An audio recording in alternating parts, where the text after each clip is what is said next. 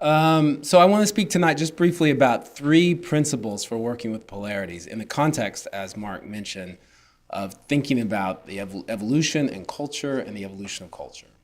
So the first principle I want to talk about for working with polarities is understanding, first of all, what kind of polarity we're talking about. When it comes to working, let's say, with a really dysfunctional polarity, like, I don't know, the liberal-conservative divide in America right now, or something like that. One of the questions you have to ask yourself is, what kind of polarity are we dealing with? What kind of dysfunction are we dealing with? And what I mean by that is there are positive, negative polarities. One of the things we've come to understand, there's positive, negative polarities like wealth and poverty. That's a positive, negative polarity. Well, we'd like people to be wealthier. We don't want people to be poor. It's pretty simple in that sense. But there's also positive, positive polarities. Liberal, conservative, competition, cooperation. These are positive, positive polarities. Each side has core truths that are critical and essential. And when we recognize a positive, positive polarity, it allows us to appreciate the enduring, authentic, genuine, legitimate core values on each side. We can have that kind of respect and appreciation for whatever side we happen to be on of that particular polarity, or whatever side we happen to lean to. We can appreciate the authentic, legitimate values of the other side. If we recognize that one side of the polarity is not going to vanquish the other side is not going to vanquish one side, nor should it. Second principle I want to talk about in terms of working with polarities is understanding that dysfunctional polarities, which a lot of people in here work with, are all part of systems of culture. And in that sense, culture is developing, changing, evolving. Sometimes we forget that culture and systems of culture, whether we're talking about 2 people or 10 people or 20 people or 200 million people, are all part of systems of culture that are changing, developing, evolving. So what does that mean when we're working with polarities?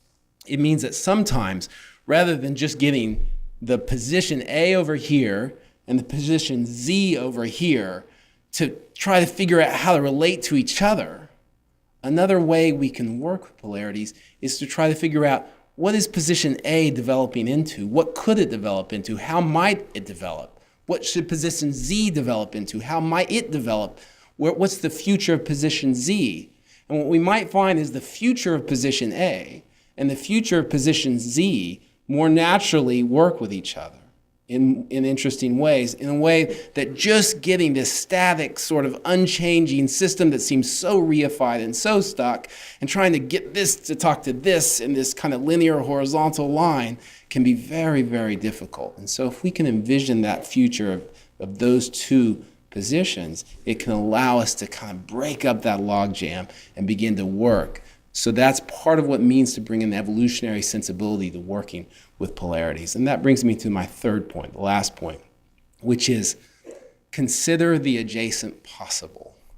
This term I want to explain briefly, the adjacent possible. It's an evolutionary term that comes to us from biology, but it's been applied to culture now and to organizational development and other issues. It actually comes from a biologist named Stuart Kaufman.